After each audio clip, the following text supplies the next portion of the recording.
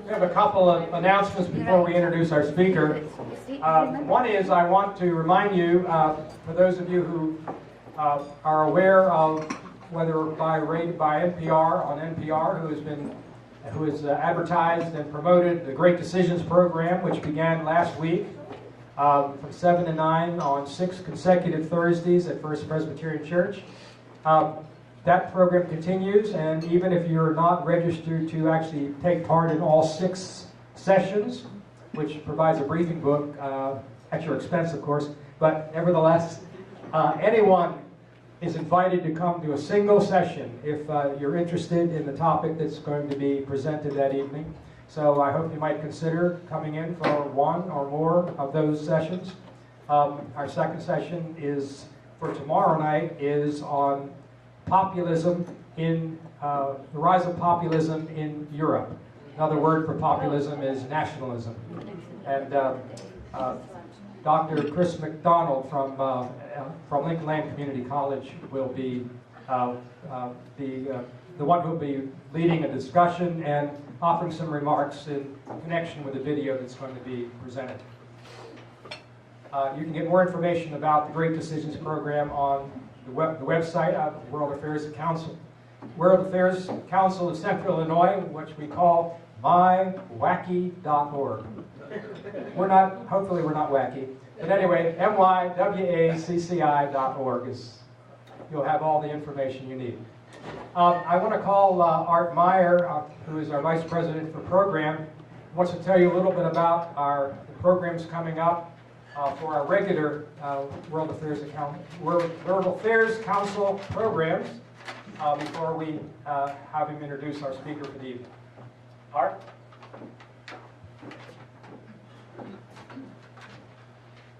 Good evening. We have 2 great programs coming up on April 9th. We have Dr. Christina Tapia Muro, and she'll present Political Culture and Agency in Mexico, Lessons from the 2018 Elections. She's a tenure-track professor of political and social sciences at the University of Colima, Mexico. We'll meet in Brookins Auditorium to see this program. On May 9th, we have Dr. Konstantinos Kordakakis, and he'll present the European Union and its neighborhood. He's a teaching associate professor in the Department of Political Science at the University of Illinois at Urbana-Champaign. He's affiliated with the European Union Center and the Center for Global Studies. That program is going to be in the Hoagland Center, so take note of the locations there if you would. Our speaker tonight is Jeffrey Edmonds. His presentation is sponsored by the Kennan Institute at the Wilson Center, where Mr. Edmonds is currently a research and policy analyst. Concurrently, he is also a research scientist at CNA, which is not an acronym, but a nonprofit research and analysis organization. He served from 2014 to 2017 as the Director for Russia on the National Security Council and Acting Senior Director for Russia during the 2017 presidential transition. He advised the President and top policymakers on Russia's role in the Ukraine crisis, cyber threats, the Syrian civil war, arms control, and NATO. Prior to his service at the NSC, Jeffrey Edmonds was a senior Eurasian military analyst at the CIA. He served in the U.S. Army for 22 years, and during that career he led soldiers during 2 combat tours, one in Iraq and the other in Afghanistan. He's a graduate of West Point, earned an MA in Religious Studies from Boston University and an MPA from Harvard University. Please give Jeffrey Edmonds a warm welcome.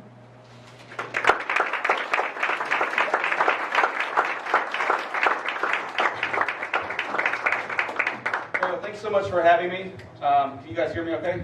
Yeah. If I'm at this point? Great.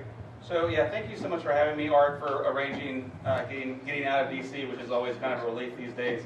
David, for talking to me about the program and everything tonight. I warned David that as a former before I was actually at the White House, I was an intelligence briefer to the White House. You get up 2 o'clock in the morning, you go through all the intelligence, you create this book, you run down to the White House, and you brief people, but you have to be pretty brief. very concise. Because the last thing you want to do, someone like Susan Rice, I love her to death, you do not want to cross that woman, and you do not want the appearance of wasting her time. So I got used to being somewhat brief. But that being said, I think you'll find this interesting, but I really want to use this as a vehicle, to encourage questions about anything Russia-U.S. related, or U.S. policy in general, national security, or anything like that, that's outside of this, and I can use that as a vehicle for just kind of really having, hopefully, a rich discussion about U.S.-Russia relations and U.S. national security. So the talk for tonight is on the INF. The INF, I'll get into a little bit what the INF is. It's the Intermediate Range Nuclear Forces Treaty. It's been in the news recently because we've announced our withdrawal. Unfortunately, you really have to dig to try to understand the context of this move. There's a lot of criticism with the Trump administration about pulling out of treaties without reason. I don't think that's the case, and I'll make my case here. But it's really hard in the turmoil in D.C. right now to try to get a good appreciation of these things. But I'm really kind of using that as a vehicle to talk about U.S.-Russia relations. So this, believe me, this is not going to be about arms control. If it was just about arms control, we obviously love my arms control colleagues, and I love arms control, but it's really a vehicle to talk about the broader context, because you can't understand the relationship between U.S. and Russia in the arms control realm without really understanding the dynamics of the relationship, what they were when the treaty was written, what they've become, and what they could be in the future. And so I'm going to go through some of that. This is kind of chronological, but it's also in chunks that I think you need to understand different aspects of the relationship that are drivers and to where we're going right now. A little bit on is arms control dead? What is the future of arms control now? But then I'm going to wrap it up by coming back around and talking about U.S.-Russia relations and this thing, competition, right? There's a lot of talk about great power competition. We return to a time of great power competition. What people don't spend a lot of time doing is, what are we competing for? We're not sure, not everybody's sure. I'm pretty certain about what Russia's competing for. I know how confused we are as to what we're competing for. And so I kind of want to wrap it up with that, hopefully having given you some of the drivers behind the relationship. So, for many of us, I'm 46. I remember the end of the Cold War. And for many of us, the end of the Cold War, from our perspective, from the United States anyway, was a period of hope, right? This was, okay, we're moving beyond this thing where we were hiding under desks, we were worried about nuclear war, everything is good, there's a peace dividend, everything's great, right? The INF Treaty, and I'll explain what it is in a minute, is kind of part of that. It's held up as like, this is this great treaty we had, and it was good at the time, that really symbolized this period of hope. And so what it was, after the Russians had deployed a certain number of intermediate range missiles in Europe called SS-20s, we responded by deploying these things called Pershing IIs and some others. There was this kind of back and forth. We kept deploying missiles, and it was actually the Russians at one point that said, well, maybe we should have some kind of agreement, because the Pershing II could really hit Moscow in very little time. And so there was a lot of concern. And so what it did in 1987, signed by Reagan and Gorbachev, it eliminated all nuclear and conventional ground launch is important, remember that. Ground launched ballistic and cruise missiles with a range of 500 to 5,500 kilometers. In that range from Moscow, you can hit just about any capital in Europe, and from any capital in Europe, you can kind of hit Moscow, right? So it's with a very little time frame. So it was what they viewed as a very destabilizing capability. It also says don't produce any more. There's also a little caveat that's become important recently, and again, I don't want to deep dive into the technical aspects of arms control treaties. No one should do that. But there's this issue, like if you test it on a launcher, the launcher suddenly becomes a violation too. So you can't produce the missiles, cruise missiles and ballistic missiles, in this range, conventional or nuclear, or the launchers. And it really was quite successful. I mean, we eliminated thousands of weapons, and it lasted for quite some time. But again, this period of time, when we see this image, or at least those of us that remember this was a period of hope. And so what I want to contrast that with is how the Russians saw this, right? It's interesting if you talk to someone in DOD, and I've been in the Army for a long time, so it's not like I'm just outside DOD. But what you'll often hear is, well, the reason the Russians signed the INF Treaty was because we deployed these Pershing twos, and so this is in Russia's interest. I think what they failed to grasp is that when, at the same time they were signing this document, the Soviet Union was collapsing from within. Gorbachev certainly knew it. And they were kind of scrambling for agreements and really trying to walk their way out of this crisis that they were in, and it was not very successful. And so what I've referred to, you have this time period, end of the Cold War, wall comes down, everybody's ecstatic, everybody's happy until the current day. It's actually a pretty consistent negative trajectory of U.S.-Russia relations. Right? This time period that we see is so positive, the Russians don't see that way. Right? I mean, there was some hope, there was some excitement in the beginning, but very quickly it became evident that the freedom that the Russians had been given was going to be very costly. You had mafia running the country, you had oligarchs running the country, and for many Russians that I talked to that lived through that era, and especially what I would consider the cadre above me, or 2 levels above me, like Putin, like people that are a bit older, that were maybe my age at that time, for them it's a period of stark humiliation. They were a great power, they were somewhat of an empire, and with the fall of the Cold War, we kind of walked away. We were like, okay, that's great. I mean, George Bush Sr. was good in how he dealt with the Russians for the most part, but other things in the world quickly pulled the United States' attention away, and we really just didn't pay attention to them. One example, a little side note, not long after, under George Bush Jr., I'll just call him, we withdrew from the Anti-Ballistic Missile Defense Treaty. Now, most people in the United States don't know anything about that treaty, right? It's a treaty that limits the kinds of defenses you can have for ballistic missiles. The idea being that, if you're producing ballistic missiles and I have enough ballistic missiles to kill you and we kill each other, but all of a sudden I develop some kind of technology that enables me to defeat your missiles, the situation suddenly becomes very unstable, right? And then under certain circumstances, I might have an incentive to attack you. No one knows about this treaty anymore. Putin mentions this treaty almost every time he talks to the Russian populace. So when you consider memory, withdrawing from that treaty was basically saying to the Russians, look, you're just not an issue anymore. We're not worried about your nuclear weapons. We're not worried about your interests. And so they still view this time as a time period of deep humiliation.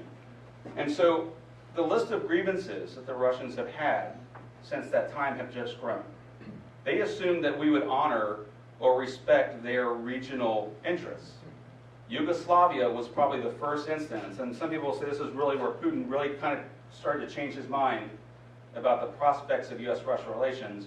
They did not want Yugoslavia broken up. Here comes NATO. We bomb the heck out of Yugoslavia. It breaks up. And the Russians suddenly come to the conclusion the United States, which leads the world order from their perspective, will not take Russian core national security interests to heart. This was the dash to Pristina, where Russians deployed troops right at the end. Yeltsin was steadfastly against our involvement in Yugoslavia. But that was just the first part. All of the color revolutions also play into this. All of these different, Georgia and Ukraine and others, all of these different revolutions that took place that kind of drew these countries towards the United States, towards Europe, the Russians kind of saw that as a zero-sum game. That as long as those countries were not in Russia's orbit, it's an interesting thing how Russian strategists think of buffer states.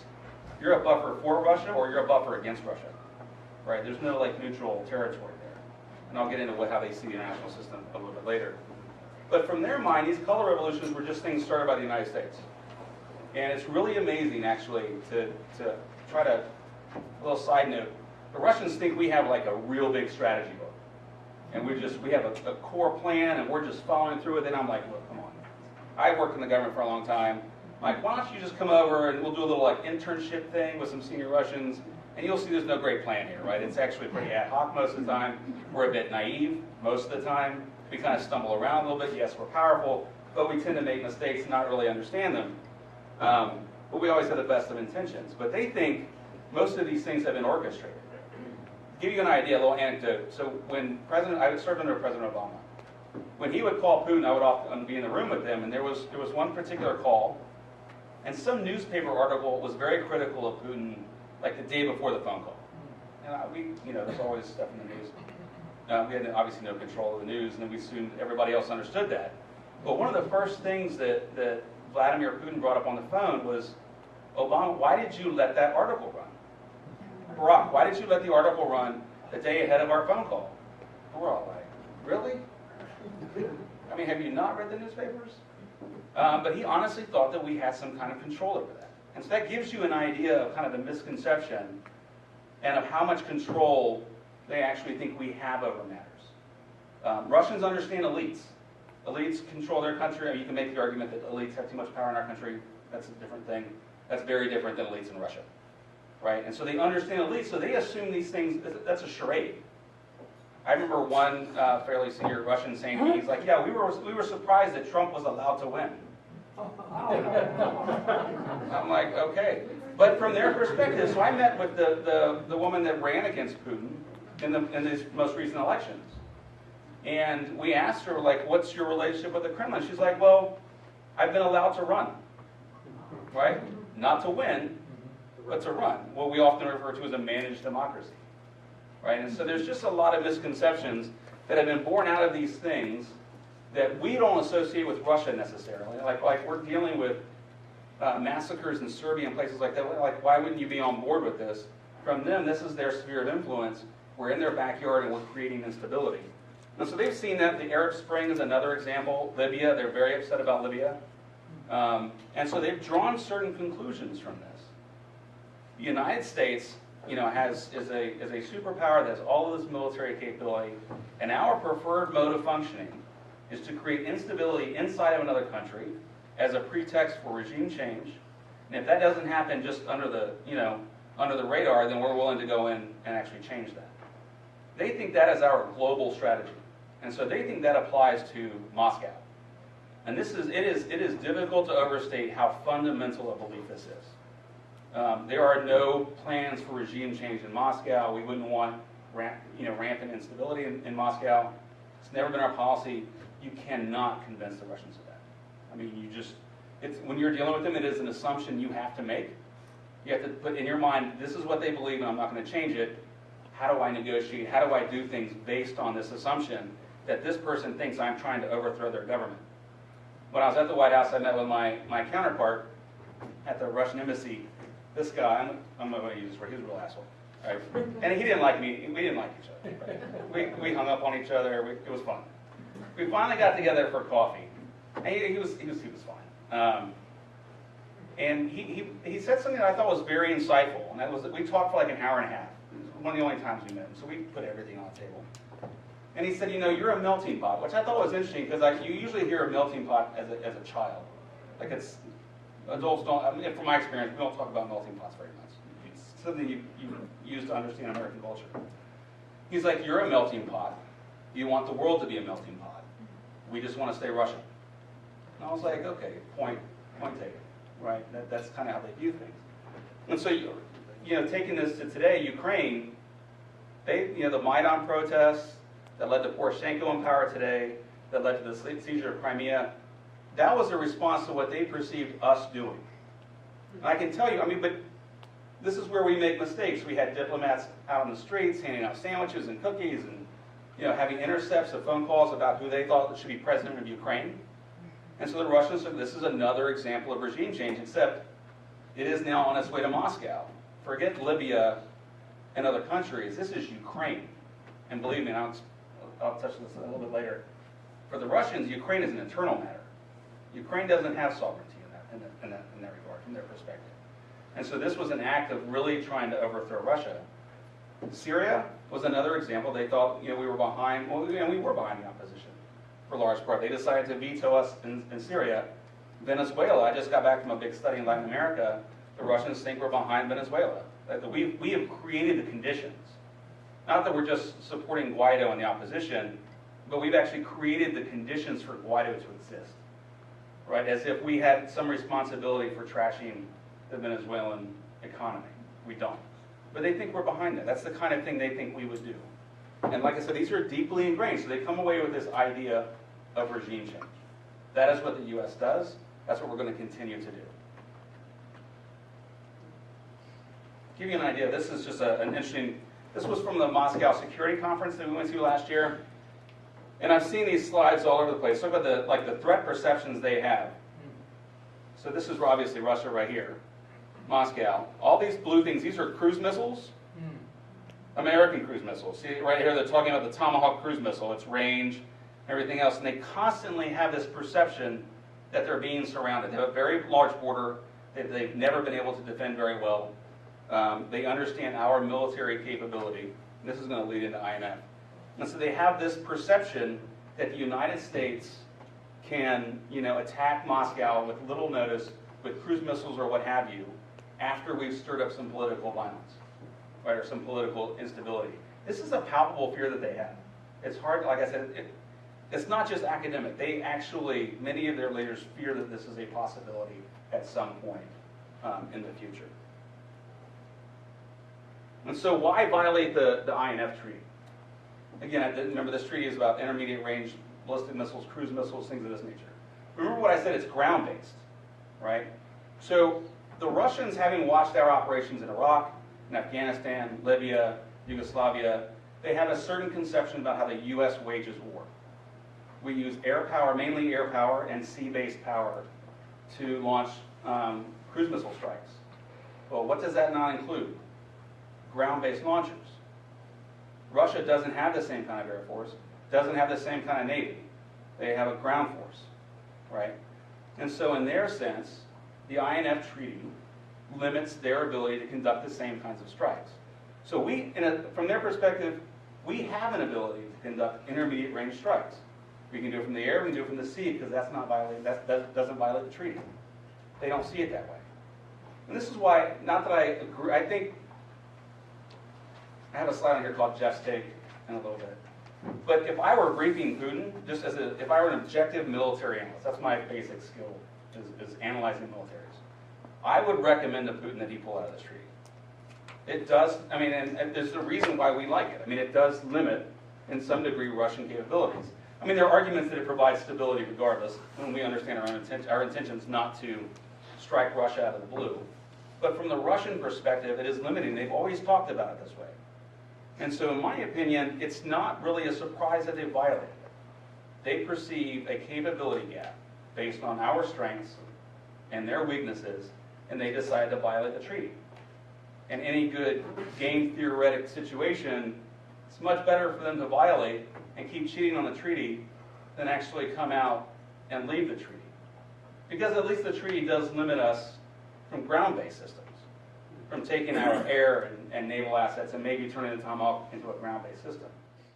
And so that's my understanding of why they violate the INF Treaty. Now, there are many Russians that tell you they're not violating the treaty, and they're continuing to say that publicly. Having been in the intelligence community at the White House, I am convinced, as I'm standing here, that they're violating the treaty. And I think they're going to continue to do that until we're out. They're producing this weapon. And so that's I think, given what I've said, the threat perceptions about regime change, about how the U.S. conducts business abroad, about our capabilities, in a certain sense, it's a logical conclusion that they would break the INF, although it's based on false assumptions. It's logical, but based off of false assumptions, right? That we're actually out to get the Russians. We joked around at, they're always talking about NATO expansion, NATO's coming for us, NATO's coming for us. And at the CIA, we actually joked around after Ukraine, we were like, what we should do? Because NATO had atrophied, didn't have much conventional capability at all. We're like, we should send our senior NATO analysts from CIA to brief Putin on NATO capabilities. And management didn't really go for that. But. And so was the U.S. response. This is Rose Gottmuller. She was a really big player in this. We found Russia in violation based on these. There's a huge process involved in this. The lawyers come out, they analyze the treaty, the intelligence community has to make an assessment. It's not the intelligence community that determines that they're in violation of the treaty. We just say that their behavior is inconsistent with the treaty. It takes the State Department. So there's just this huge mechanism. And from 2014 until last year, we just had consecutive reports that would come out every year very publicly and say Russia is in violation of this treaty based on whatever.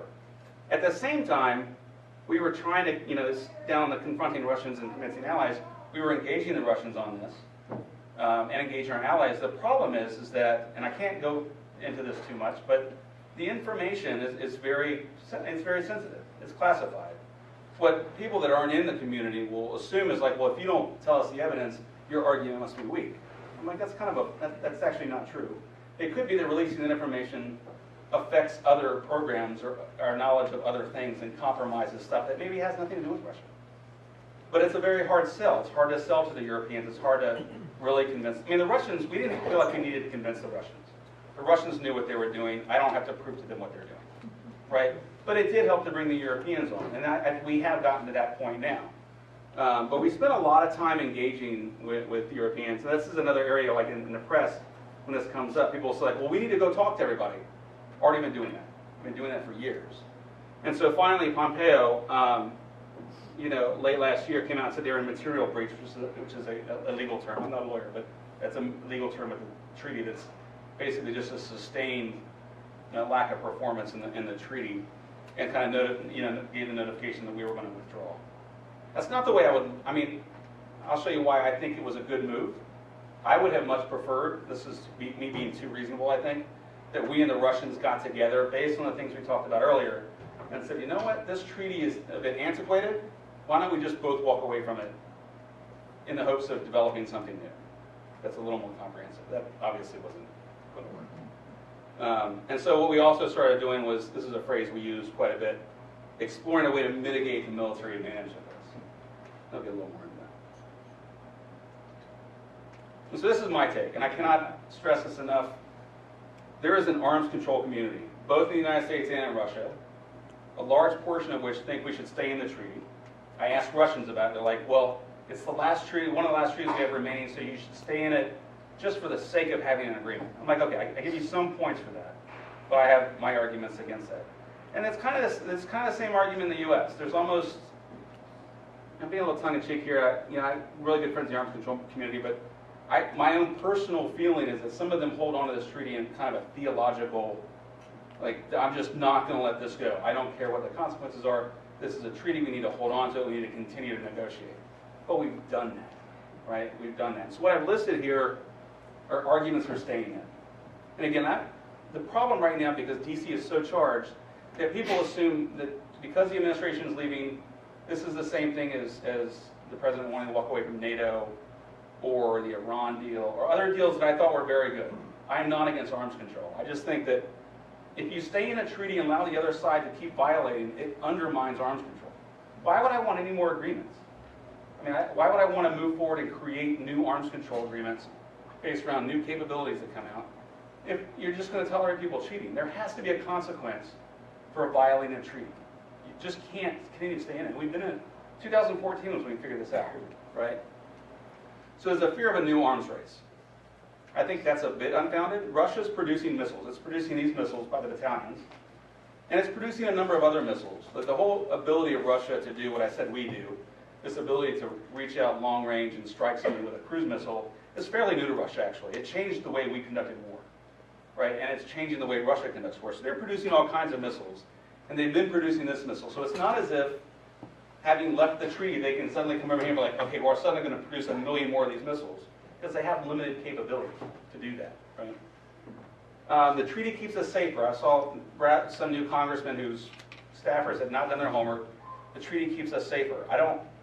I'm not even sure I understand where that comes from. If I'm in a treaty, if you and I are in an office space together, and we've agreed we're not going to bring any knives to the meeting, we get to the office space, I whip out a knife and you don't have one, but we agreed on a piece of paper, I don't see how that keeps you safer. Right? And so staying in a treaty that limits us with Russia continuing to produce these missiles, there's nothing about being safe in that. It's not, I just don't think it is. But going back to the arms race, that doesn't mean we need to go out and produce a bunch of missiles. So we need to be prepared in case things go south. And so let's look at other things we could do. Maybe point defense systems, where you have a small system that protects like a nuclear power plant or protects a military facility that defeats cruise missiles. Something like that might be worthy. Maybe we should deploy missiles to Europe. People have talked about the impacts that us not having an intermediate range missile system in China, to counter Chinese stuff. Whatever the point is, it doesn't automatically lead to an arms race. We have a choice in that, right? And I think that's something we need to think about. Leaving the treaty gives Putin what he wants. He's already getting what he wants. We need to think about what we want in this one, right? And then leaving, the other one that I think is a bit disingenuous is leaving undermines NATO. But if you look at NATO statements, the Europeans did come around, and they do acknowledge that the reason the United States left is because of Russian infractions, right? And the onus is on Russia to come back into compliance. And so that's just kind of a disingenuous. It's not, NATO's behind us on this move, right? Surprisingly, which I think is great. So that's Jeff's take. I would say that I'm probably in the minority. Maybe it's split as to who thinks we should stay in and who thinks we should get out. Again, it's become so politically charged because of the divisions in D.C. that it's really hard to get to like a true military / foreign policy / Paul Mill analytic understanding of what's going on, right? Because it's just like, oh, this is just Trump, he's being bad again. Or you guys are just keeping America weak or whatever. It's hard to get beyond it. But that's my take. And I say this to the Russians all the time over there. They hate it. Some of my best friends in Russia are arms control people. And I go over there and I'm like, if I were you, I would be briefing Putin that he should leave the treaty. They're like, no, we have to stay in the treaty because it's an agreement. So it's fun. And so given all that, is arms control dead? I have a number of different things in here. So the situation, given this negative trajectory in U.S.-Russia relations, violations of arms control deals, Crimea, Venezuela, Syria, Ukraine, whatever you got, there are a lot of dynamics here. And we have not dealt with this for very long. The strategy that we came up with the Obama administration was only signed in 2015. Right? And so we're really trying to understand what's going on. One thing, a concept I want to mention, because you'll see this in the news too, is strategic stability. All of this impacts strategic stability. And here's a very, very basic understanding. This is all you need to understand strategic stability. If you can kill me and I can kill you and there's nothing I can do to stop you, we're stable. Right? No matter what I do, I can't sneak up on you. I can't throw more stuff than you can throw at me. Anything I do that attempts to kill you will kill me. That's strategic stability. What the Russians have argued, so we tried to come up with talks, right? At the end of the Obama administration. Hey, let's talk about what you think you need to be secure and what we need to be secure. And what came about was an understanding that we have very different understandings of strategic stability. It sounds simple, right? If you talk to DOD, this generally involves nuclear missiles. This idea came out of the Cold War. You got enough nuclear missiles, I got enough nuclear missiles, we can't stop each other, we're stable. But remember what I said about these precision-guided munitions and the way the U.S. conducts war. The Russians are now like, hey, you can have the same kind of impacts with nuclear weapons that you have with cruise missiles that you have with nuclear weapons. You can also take out satellite stuff. So they start looping in all of these other things that they think undermine the strategic stability. Like under the right circumstances, you can use your ballistic missile defense, your cruise missiles, your satellite stuff, any combination of things to take us out before we can take you out. And so strategic stability doesn't exist anymore. And so that's a concept we're going to have to keep talking to them about. Like, what do you actually find destabilizing? What do we find destabilizing? Do all these new weapons that Putin mentioned on March 2nd, you may have seen this, was a big presentation he gave. Is that something that we should find destabilizing? I'd say some of those things are, some of those things aren't. If it's a third strike weapon, and we've already exchanged nuclear weapons twice, I don't think I'm caring at that point, especially in D.C.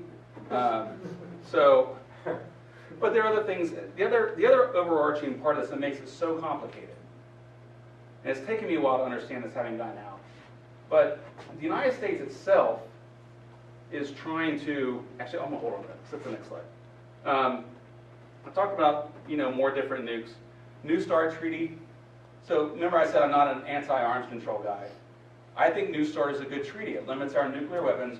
We already have enough on both sides to wipe each other off the face of the earth several times over. We don't need more nukes.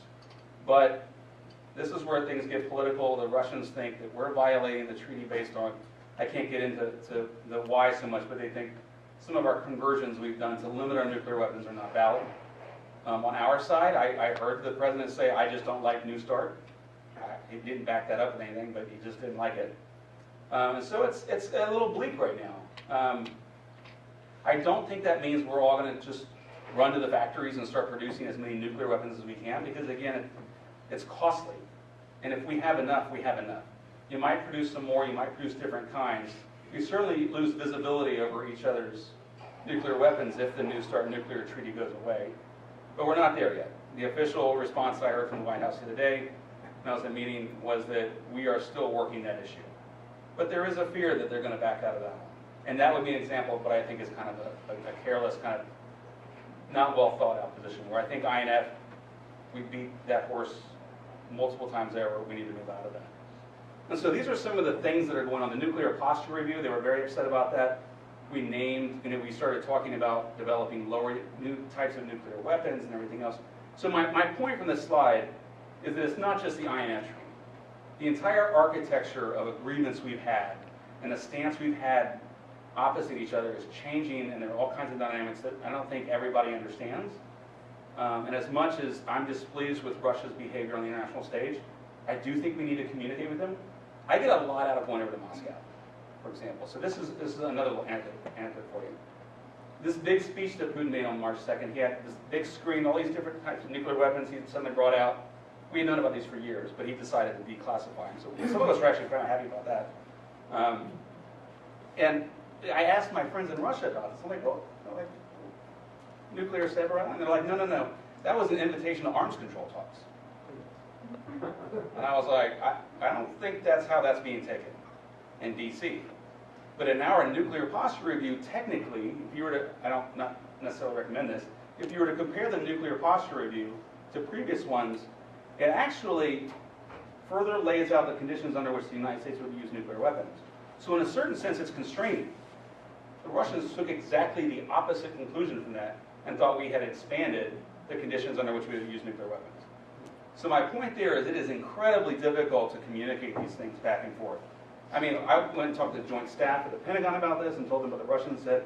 I went and talked to the Russians about what the Joint Staff had said their message was supposed to be, and everybody was like, well, we didn't realize that. I'm like, this is a pretty serious game. So we need to be talking more. Right now, it's only being handled through the Bolton channel. So I think that needs to be expanded. And we need to have more dialogue on this. I mean, you just have to really understand things. This is a long-term, that trajectory is still going down. And I don't think it's changing anytime soon. So it'd be nice to kind of get on the horn and understand, no more resets. Like this, we're not going to, the other thing I love to say in D.C., and criticism of some policy positions, there is not an American inside every Russian just waiting to break out when you change the leadership. Right? This isn't a value judgment on us versus them. I'm just saying we're very different. We have very different security concerns. We have different assumptions about stability and freedom and what you're willing to pay for it and what you're willing to give up for stability in Russia. There's just a lot of differences that I think we need to engage on. And so I'm going to wrap up with the competition part here. You hear a lot about competition. The biggest difference, if you were to look at the national defense strategy, national security strategy, the Obama administration, and the current one, is this shift from leadership to great power competition, Russia, China, right? That was a big deal. Russia and China weren't really called out that much in the national security strategy in the Obama administration, but now it's our focus. But so what are we competing over? So I know what Russia's competing over, right? There's this international order we've had since the end of the Cold War. Like this, you've heard like the liberal international order. It's based on democracy and freedom and things of that nature that the Russians have assumed, we've been behind for a long time. It would be, and Russia's obviously pushing against that. It would be a mistake to say that the Russians want chaos. They do want a rules-based order. They want different rules, right? What Russia wants is what they call a they don't like multipolar. This is getting noisy. They want a polycentric world, where you have different, and in this world, superpowers are supreme. And I hinted this earlier, sovereignty is not the same for all countries. The United States tend to treat all countries kind of like we treat individuals. They have sovereignty. For Russia, only superpowers have true sovereignty. A country like Ukraine, or a country like Georgia, or Libya, or Mexico, or something, they don't have actual sovereignty, right? They should comply with the rules of the superpower associated with them. They also believe great power war is wrong, is bad, because we all have nuclear weapons. So that's somewhat reassuring. But they're trying very hard to position themselves as an alternative to us and create a different narrative. You stay in your part of the world, we'll stay in our part of the world, we'll have some bilateral relations. We'll figure this thing out just among superpowers. We're the adults in the room. Let's stop letting small countries drag us into things like Syria, Yugoslavia, Ukraine, Georgia, all these things. We can straighten this out. You let us take care of our neighborhood, you take care of your neighborhood, right? That's a very different world order. Now, when you go to the U.S., one of the problems we have is I don't think we know what we want right now. there is a change. There has been a transition. I often say I think it was President Obama's unfortunate responsibility to come back to the American people and say, look, we can't do what we were doing. This unipolar moment has cost us dearly, and we need to recognize the limits of U.S. power. I heard him say once, he's like, there are horrible things that are going to happen in the world. I can't stop them all. We can't stop them all. And we need to understand we can't get involved in everything. But that's a very hard thing to do, because it's a big government. And there are a lot of people, there are people like me that have their set views, not that I will say anything. People much more senior than me that like view the world a certain way. And so you don't just get behind the wheel and turn it and the ship just suddenly goes in a different direction. It takes time. Right? And so I think Syria is a perfect example of that, where in one sense your rhetoric still sounds like I'm still this unipolar power, I'm still the leader of the free world, but you're really not willing to do anything about it. We certainly could have overthrown Assad. We said Assad had to go. We were unwilling to do so. Not that we couldn't. We had the capabilities, regardless of whether the Russians were there. But I think, sometimes we look like we have a split personality right now. Like, we still see ourselves as leaders. And I'm not saying we shouldn't, right? This isn't a value judgment on that. But there is definitely a desire to pull back a little bit. So the question is, how do we maintain leadership in the world order without trying to maintain primacy, right? And dictating how everything should be. And that's a challenge. And so I actually think that in many ways there's a continuation under the Trump administration from the Obama administration. It's this dealing with a kind of a mild retrenchment. And retrenchments aren't necessarily bad. Maybe we do need to pull back a little bit and focus internally. By most predictions, we might go into a small recession, we might retrench for a little while, focus on some things, and then our ambitions may increase again. That's fine, that's what superpowers do. But I think one of the difficulties is in deciding what our core national security interests are. We're not going to war with Russia over Ukraine. We're not going to send ships into the Sea of Azov because they decided to seize Ukrainian soldiers. We might sanction them, we might continue to sanction them.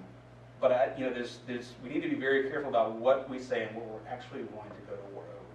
And I think that's the biggest challenge in our competition right now. I think in some ways we understand China a little bit better.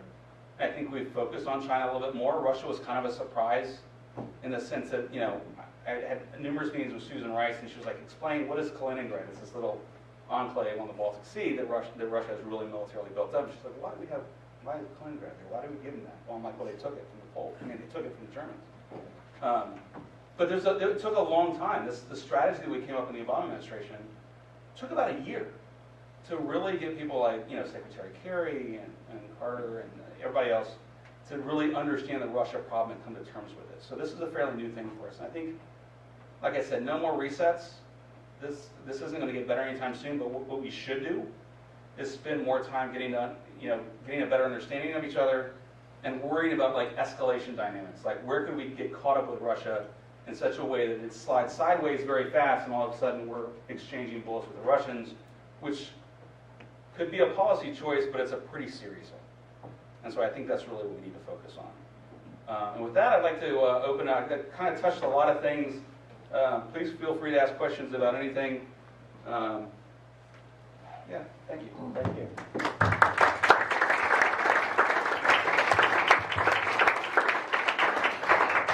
Hi, I'd like to start where you ended. I think President Trump would say he is doing exactly what you're saying. He's out for a reset. He wants to get along with the Russians. He likes Putin. He thinks they can work things out. And what's wrong with that?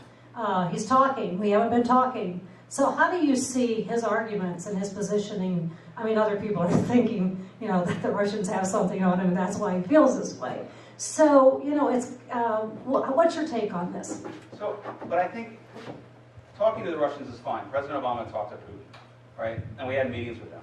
What the president has done that I disagree with is he's really disregarded core national security interests in the United States in favor of some idea that he can personally bring about some kind of correction with Putin. Remember, Obama also came in thinking he could do that, right? Each White House that comes in just thinks like, the Russians like strength, I'm strong, I'm going to fix the relationship. And they walk away disappointed every single time, right? I mean, he's not acknowledging Russian meddling in the election. I actually, the Helsinki summit, Trump was seen in a very bad light and got a lot of flack for that. I think that was a failure of his team. Now, I'll be honest, my political party is I'm a Democrat. That's fine. But I can still say, like, He missed an opportunity there. He could have come out and been very hard on Putin. Putin would have understood that and not have generated the kind of backlash from Congress that he did. And so I think he needs to spend time actually looking at national security interests. I mean, the Russians want to not displace, because they know they can't replace us, right? They kind of want to put us in our place as far as the international order goes that they want. And so there's a medium ground between I want to be friends with the Russians and ignoring the Russians. And I think he goes too far to that side. I mean, I personally get offended when he throws the intelligence community under the bridge or under the bus, whatever object you want to throw the intelligence community under, because he doesn't seem to understand that these people are passionate, objective people. I mean, when you're a junior analyst and you get up and you write a presidential daily brief for the president, you don't care who the president is. Like, you're writing for the president of the United States. It's awesome. You know, especially if you're like 21, 22 years old, that's amazing. Right? I mean, I loved it I was a mid-career hire, so it was a little later. But I just don't think he understands the intelligence community. That's their whole job, is he's ignoring an essential tool. Not that he has to believe them, but he should take their advice on board, right? And so I think he's gone too far to that side. I think it's driven by some kind of naivete about what he thinks he can get done, and he's doing it literally at the cost of U.S. national security interests.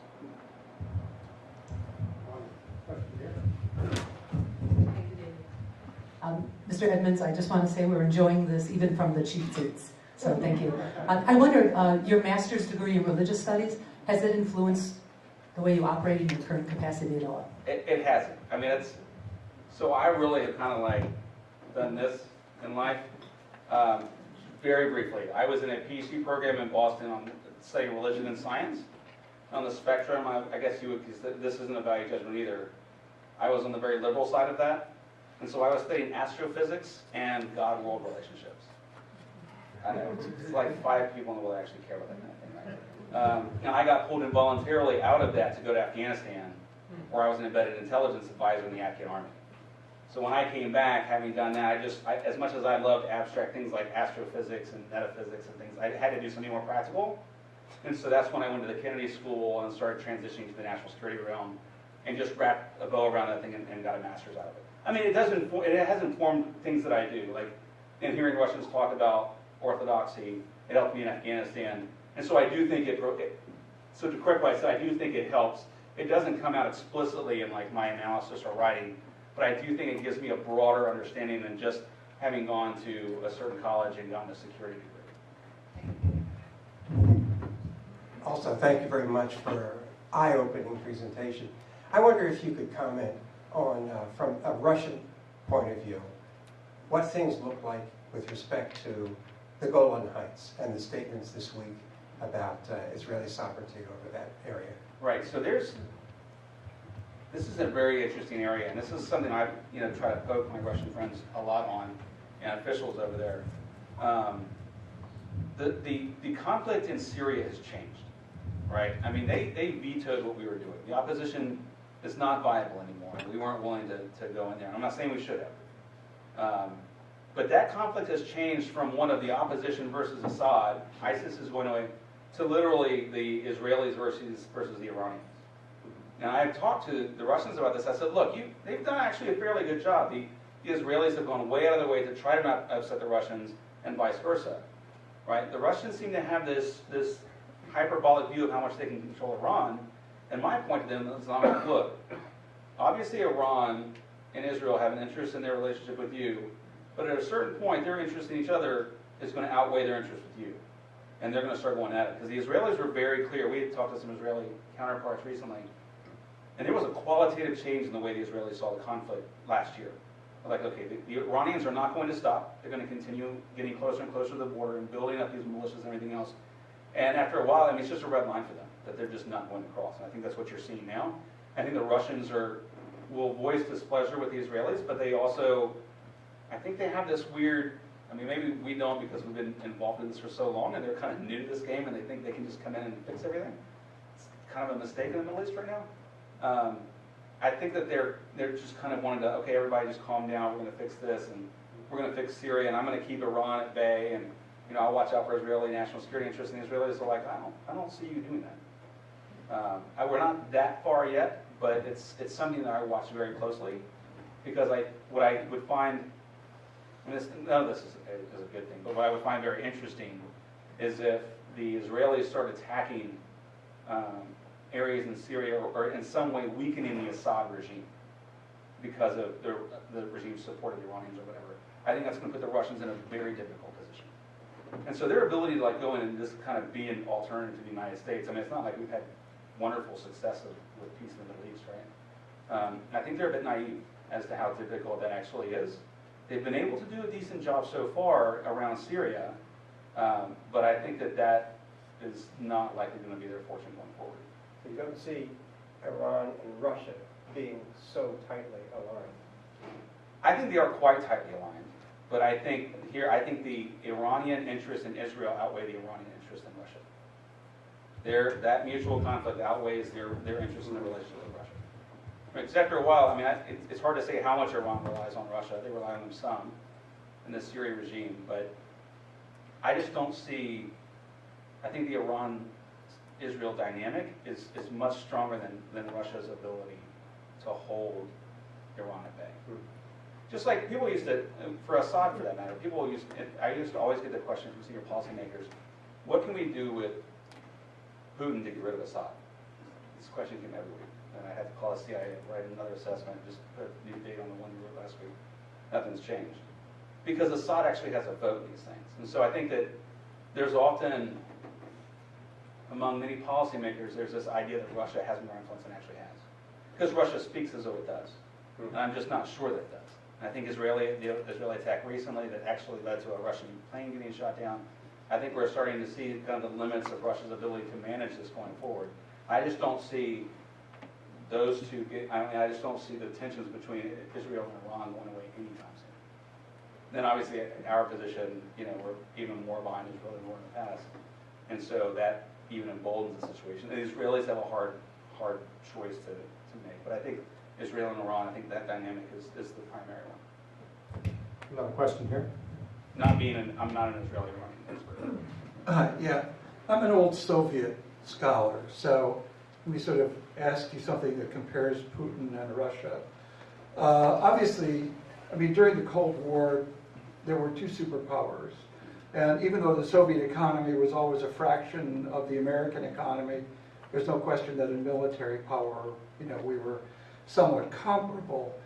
Does Putin see Russia today as a superpower? And I'm struck that what I understand about the Russian economy today, that indeed it's doing very badly.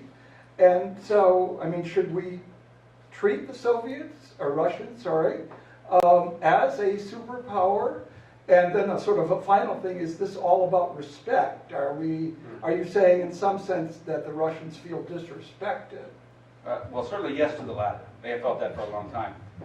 So this debate comes up in D.C. quite a bit. I do fall on the side of, I consider them a great power because they have the ability to take out the number one great power, right? I mean, it would be suicide, but they could take us out. They have military overmatch around their borders. Their economy is the weak spot. So my understanding, I'm not a Russian historian, I'm more just a current military analyst and current dynamics, but Russia's always been a weak state, a weak superpower, right? Tends to punch above its weight quite a bit. And there's also the question of how you measure the Russian economy. There's purchasing power parity and different ways of measuring where they're higher in some regards than in others. I do think it's going to be a problem going forward.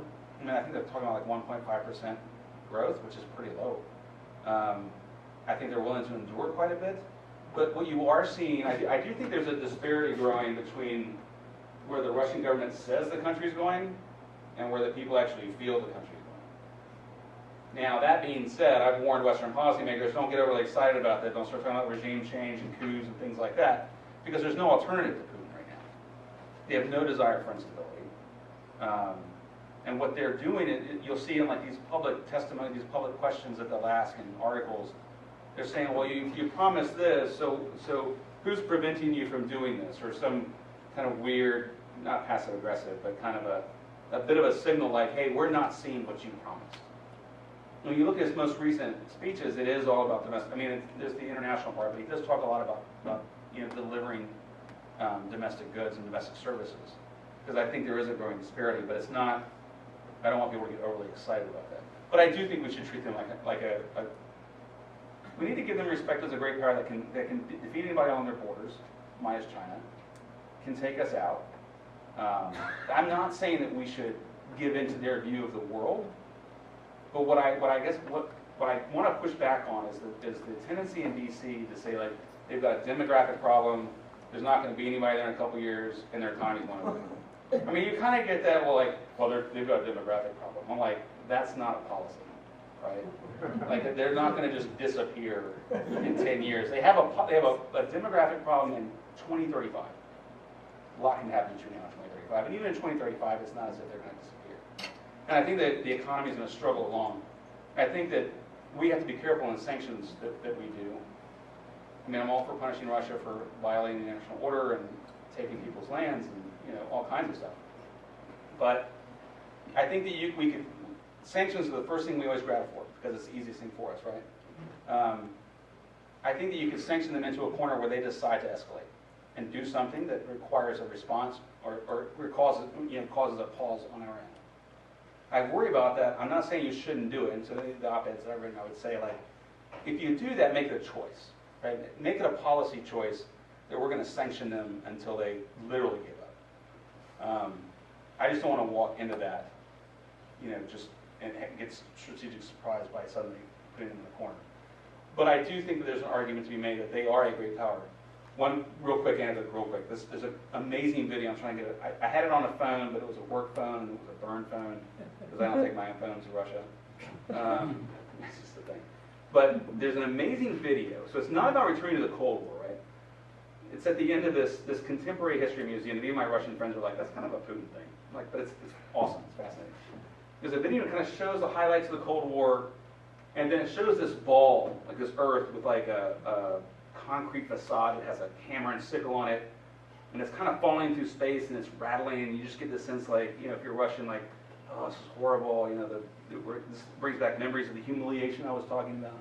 And it breaks apart, and underneath is this beautiful silver globe that is suddenly caught by one of the claws of the Russian double eagle, right? A symbol that was outlawed in the Cold War. So the point there being, we know you went through this hard time. Don't worry, we're the Russian Empire. We've always been that way, and we will always be that way. To answer the first part of your question, for the Russians, great power status is not something you just get by economic standards. It's traditionally based on military standards.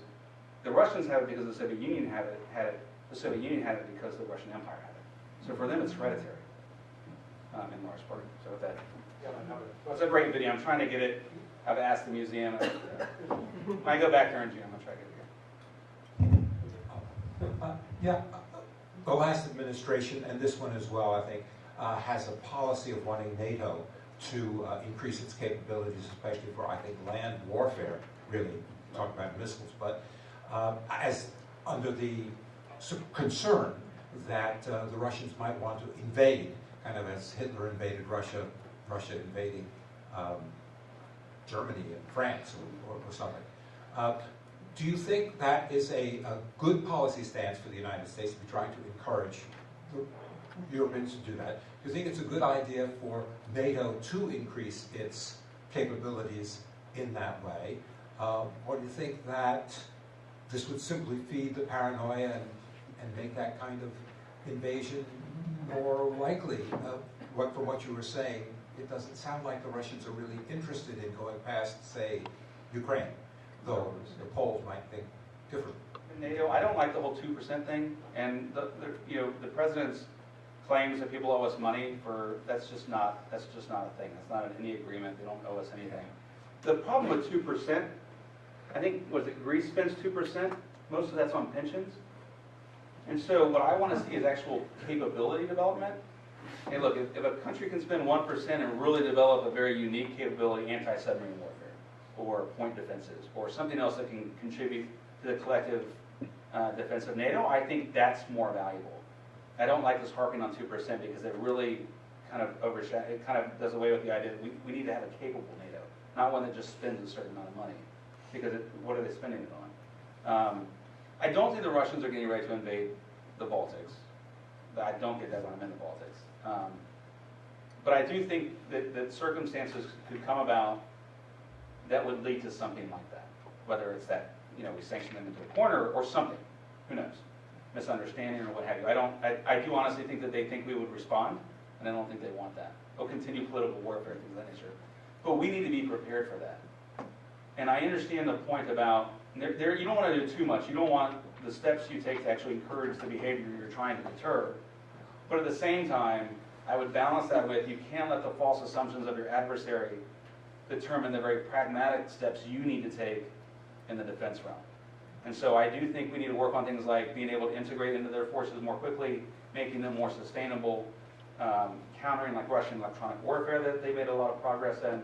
And so there are definitely things we need to do that we need to continue to do to strengthen the alliance. And I don't think we're at that point of triggering something yet. So that's how I think we need to keep doing that. I think we need to do it a different way, and I think we need to kind of calm down the whole 2% thing. We've got a couple other questions at this table. The New York Times ran an article last Sunday that Putin doesn't have anywhere nearly the control over a lot of details of internal Russia as he'd like all the rest of us to believe. Would you comment? Yeah, I think we do tend to think he has more control than he actually has. There are a couple aspects of that. I mean, Russia has a large bureaucracy that is self-sustaining. There's a bandwidth problem, right? The control is centralized, but the details of that get farmed out. And so you'll get intelligence agencies running around doing things that he may not know about, or messing things up, and everybody's like, well, was that us? And from the Russian perspective, I heard a Russian say that. Was that us? Maybe we messed that up.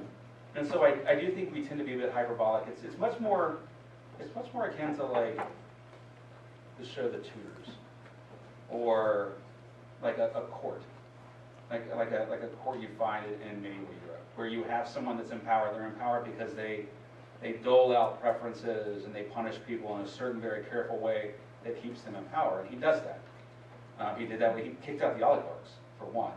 I go about oligarchs. Oligarchs aren't. They're allowed to maintain their little fiefdoms. They can't get involved in politics, otherwise they get arrested or killed. And so he keeps security guys around him, but he does have to kind of play this little game of raising people up and lowering people down. There's a whole cottage industry around trying to, oh look, so-and-so's on the rise, so-and-so's going down. But he has to do that to maintain that control because he doesn't have absolute control over the city, over the country.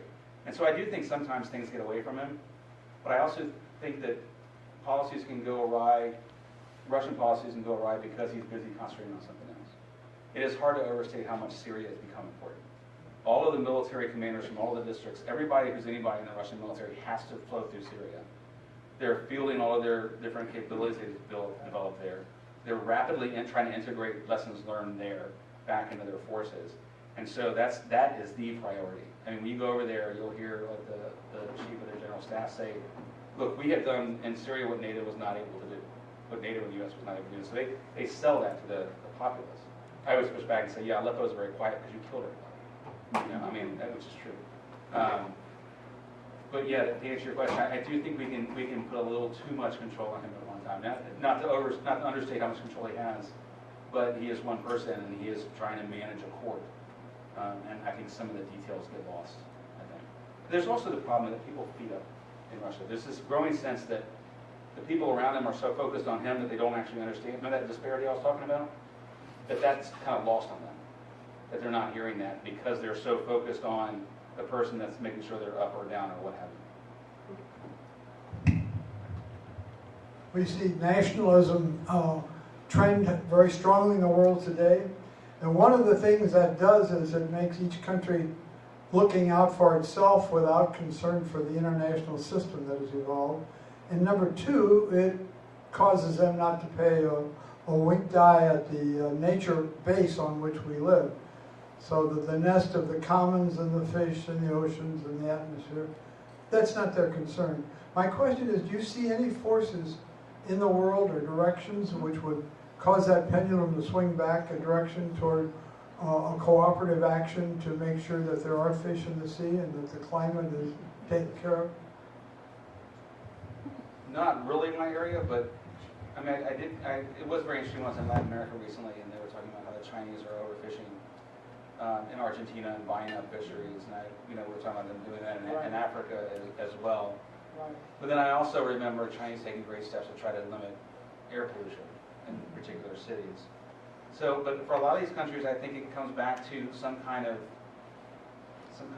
dire event, some kind of micro to macro problem that spins out of control. But the problem is once you get there, it might be too late. That's right. Because China's really just growing just really trying to reach out and grab as much as it can. I mean, I know its economy's a little weaker now than it was earlier. But Russians actually take quite a bit of pride now in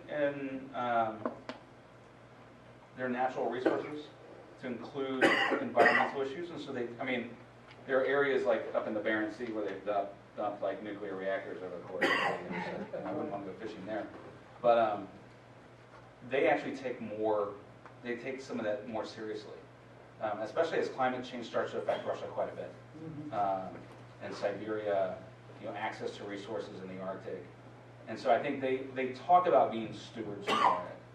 Some of that's Let's talk. yeah, it's talk that whoever covers them just wanting to control things. But my impression is actually they're moving in a more positive direction. But yeah, it's China. China's the one that I worry about the most. There seems to be an appetite there and a capability that I think is unchecked when it comes to natural resources. Russia doesn't really have the ability to move much outside of its own area. They have plenty of oil refineries and things like that. But We have a question back here. Hey, you mentioned the U.S. withdrawal from the anti-ballistic missile treaty, and I don't know to what extent you can even tell us details about this, but I'm wondering, do you know to what extent the U.S. actually has a capability to protect itself or its allies from a nuclear strike? yeah, we don't at all. And this is something that this is another Jeff's take and not everybody's take, right? Some of what I said is probably consensus among the military community, but this isn't necessarily. There is consensus that our ballistic missile defense system cannot stop a Russian barrage of ICBMs. Not a chance in hell. And it's always a very bright, shiny object for every president that comes in and like, if I can protect my country from ICBMs, why not? Of course. It's just so technically difficult. And the Russians assume that we're getting these technologies, and so they're making their missiles even more difficult to intercept with duds and multiple warheads and merc warheads and hypersonic weapons and things of that nature. And in one sense, I'm almost as if, if you take a competitive strategies approach where you try to get your opponent to outspend themselves or to spend money in areas where you don't care. This is an area, right? I mean, they are extremely focused on ballistic missile defense because the logic goes that at some point in the future, our missile defense system, well, there's like a two-stage thing here. We have enough long-range precision stuff. We can take out a bunch of nukes, the ones that are left, launch. Our ballistic missile system takes out enough of them that the ones that are remaining are within that acceptable damage range. And so if that situation exists in their mind, and we get in some tussle or whatever, we might find some incentive like, hey, we can actually do this. We can actually end this whole, Cold War-ish kind of standoff on nuclear weapons, and we can take it out. So we should do it. They really honestly believe that's the case, whereas most of us over here are like, I mean, I know a number of my colleagues be like, I'd actually be happy to get rid of ballistic missile defense. It may help with Iran some, but ballistic missile defense has a horrible history behind it as far as like performance goes. And so if the Russians decide that, there's nothing we can do about this, and we try to tell them that, and it just doesn't get through. They think that at some point, a combination of capabilities is going to lead to a situation where we think we can actually survive one. And it's just not the case. Yeah, what's your take on a possible strategy where the West would try to build economic interconnections to such a degree that it would incentivize the Russians to kind of calm down and realize that to harm us would do economic damage to them, that type of thing, proactive type of strategy? There are two things to that. One is that the Russian elite are not interested in economic integration because it doesn't help them. It doesn't keep them in power. They have this kind of self-licking ice cream cone thing going on with their economy right now where they stay in power. Now there's a problem here that I think that the leadership is dealing with. You saw recently, perhaps that they raised the retirement age because too many people are retiring and it's taxing the economy there too much. Well, that led to protests and everything else. And so there's an understanding in Russia that the reforms they need to take that would get them to a much better place will lead to instability. That instability is something they really don't want, both based on their history and what they think we would do. So anything we do that appears like democracy promotion, economic ties, what have you, they see as us trying to, change the Russian demographic to be much more pro-U.S. and undermine the regime. So they're really caught in a very difficult place, and it's going to be interesting to see how he deals with that going forward. Question here?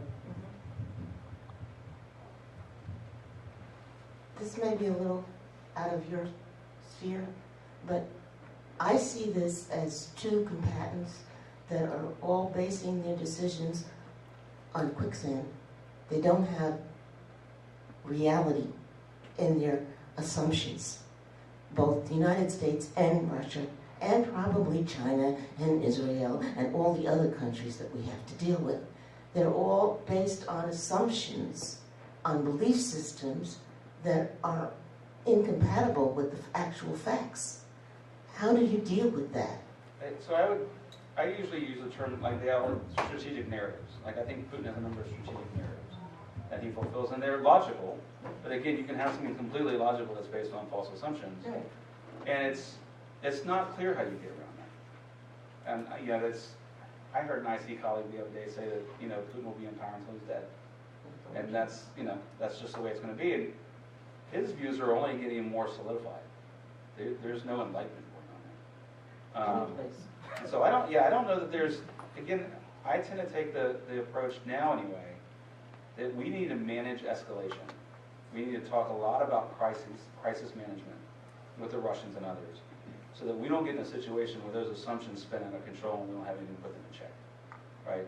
Well, we're not going to change. We're not going to have a positive relationship with Russia anytime in the near future. Putin goes away, the person that replaces him is going to be the same or possibly worse. I mean, in some regards, I have a friend, a good colleague, that makes an argument that seems a bit odd. Putin is actually, in some ways, a moderating influence on Russian foreign policy. If you were to put the Ukraine crisis to the population at large, you'd have Russian forces in Kiev, right? So it depends on the issue. In some regards, he's moderating, but in other regards, he's really trying to upset the international order. I mean, he uses chemical weapons in the UK, right? It's ridiculous. So I've often wondered that, and I've just gotten to the point, and that's what I was saying earlier, you can't get around those assumptions with him. I don't see how you can without him dying and having someone with a radically different view or a shock to the system, which would be very scary. That's the only way I see those kinds of things changing. It would be nice if we could figure it out, because we could then apply it to everybody. Right. And get some rationality in. Right. Was it Ronald Reagan that said that only an alien presence suddenly would unite everybody? I don't know. You know, that's It's in on science fiction stories. Right.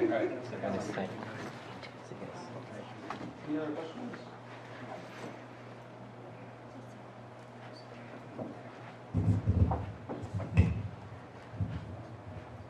Has Putin ever undergone a conversion experience from communism to capitalism, ideologically speaking? I don't think he underwent a conversion. I think he was greatly upset by what he perceived to be the mishandling of the end of the Soviet Union by people like Gorbachev and others, and Yeltsin. I don't know that meant he came over to capitalism. I think he understands that obviously communism doesn't work. But I'm not sure he's a full-blown capitalist either. I'm not sure he actually really knows. And in his circles, you have economists of varying degrees of more liberal versus more conservative. So I think for him right now, it's a matter of what steps can I take to improve the economy without actually creating a revolt. Is his real concern. So there's a debate about ideology, right? There's not, a lot of people say like the Russians don't have an ideology, the Russian leadership doesn't. I kind of think it's getting there. They have a certain narrative of the world that becomes ideological. But I don't know, it's not based on economics.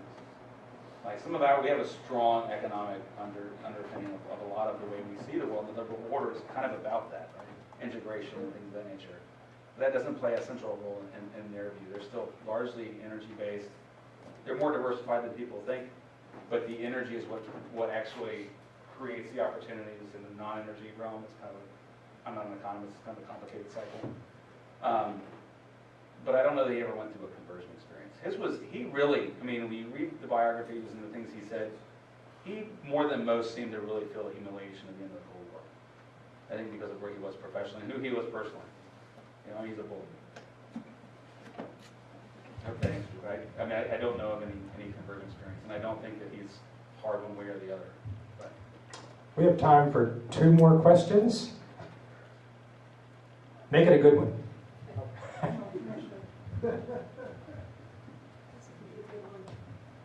Maybe this is a simple question, but how many people of your, I want to say staff or your ilk that are behind the scenes that we don't know about until somebody like you comes and tells us? And you have all these colleagues or people you're talking to that can talk to Russians. How do people get where you are, and are there enough of them to kind of maybe keep our country stable? I think that the number of people getting involved in this field is increasing. Again, I kind of hopped all over the place. It's interesting, at CIA, a military analyst is considered more plug and play. Like your skill set is analyzing navies or armies or whatever. And if you can do it in China, you can do it in Russia. So it's different than like a political analyst would typically have been there. And I'm kind of a mixture of both. I do think more are coming in. I mean, there are a fair amount of colleagues out there. There are a lot of people that are jumping into it mid-career that have not done it before. It can be kind of sloppy sometimes. And so a lot of us, at least those of us that think we know what we're talking about, not that I do, spend some time trying to correct things that are put in the media like Russia's just going to, if we just hold our breath, Russia's going to disappear. But you definitely get more sense. I get a lot of requests from students and others in universities to talk about their theses and stuff like that. I know like the intelligence community, for example, really beefed up the number of Russian analysts they have. There are more programs now. There's actually some exchange programs now. We actually help bring Russians over here to study, and we send people over there to study. So I think that's growing, and that's a positive step, because I think there is more awareness about what's going on. And then we try our best when we go over there, when we come over here. It's a hard line to walk in DC, right? I mean, I'm on the left, but I'm not a super hawk. I'm probably more hawkish than I am dovish in a way. But there's a spectrum of Russian people in DC, and there's some real opposition. Like, why are you going over there? They're the enemy. Yeah. I'm like, well, you need to understand them, right? I'm like, and I've got friends over there, and Moscow's kind of a cool city. And so it's hard to walk the line between where you stand on these issues. But I think that you know, there is a growing number of people, as younger than I am, that are getting involved in this field and are coming into play. Now, as to how much the administration is letting those kinds of people in, you know, I was in the meetings with Obama. I mean, the phone calls with Obama and Putin, briefed them before and after. When Trump made his first, phone call to Putin, I was technically the senior advisor on Russia. I never met the man. So, one more question. Who would like to get the gold prize? Anyone? Student? And we have one student here at the moment. The rest have other things. Okay. Anyone? All right, there's one. I knew there was a courageous person. No, I'd just like to know what you think about the fact that the Russians just sent 100 troops and then away. What are we supposed to make of that? yeah, I think it was perfect timing on their part. And I was down there. I was in Colombia, talking to the Colombian National Security Advisor about some of this stuff. And one of the things we had thrown out there, like, well, what could Russia do? And I'm like, well, they could just send a couple planes full of some troops. It would be very hard for them to deploy en masse there. I think what's important is the general that was on the plane is the planning chief of staff of the ground forces. So this is a pretty big guy, pretty high up there, and it's definitely sent as a signal.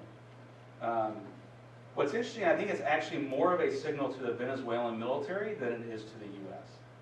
I think they understood that it was to the U.S. So I've been playing around with, I don't have any evidence for this, it came out 3 days after everybody knew the Mueller report was going to come out. So if you wanted to make a splash in the press, that was not the time to do it, right? I mean, certainly the administration would know, but I mean, is Trump really focused on Venezuela when the Mueller report's coming out? In Mar-a-Lago or here?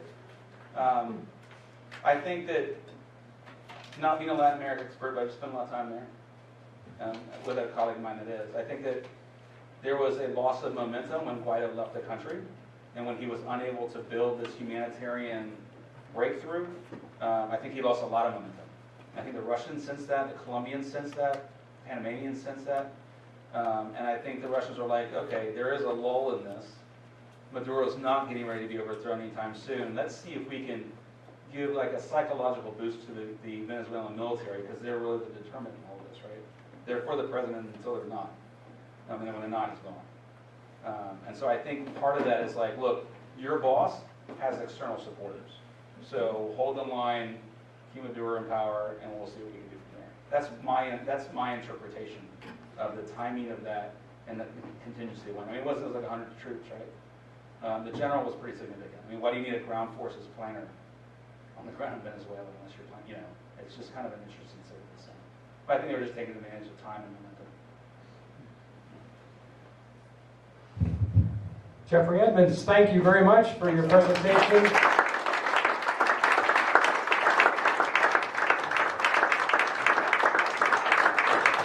And you were true to your promise that you really wanted to engage the questions from the audience. And on this occasion, it is our custom to present a book to our speaker of the evening. And the books vary, but it always has something to do with leadership.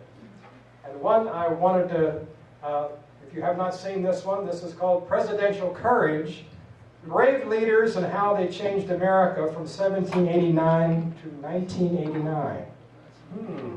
So it might come right at the point where you have the collapse of the Soviet Union and the change of relationship between the United States and Russia today. So we hope you might find some inspiration of this in all that you do to help not only the general public but also your colleagues to look at the world around them, including who we think are enemies, with different lenses.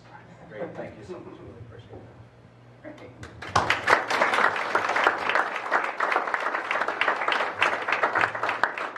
Well, we want to thank you for being here tonight, and I just want to draw your attention, because I didn't get a chance to introduce Tamara, who is on the staff of NPR Illinois and who is here tonight to tape this program. So thank you. And we appreciate NPR Illinois as our partner in all of our program endeavors. So thank you for being here tonight. We hope to see you on April the 9th, right back here in the Public Affairs Center, in the packed dining room and Brookings Auditorium. Do you get any credit? I hope by that. Now it's the best.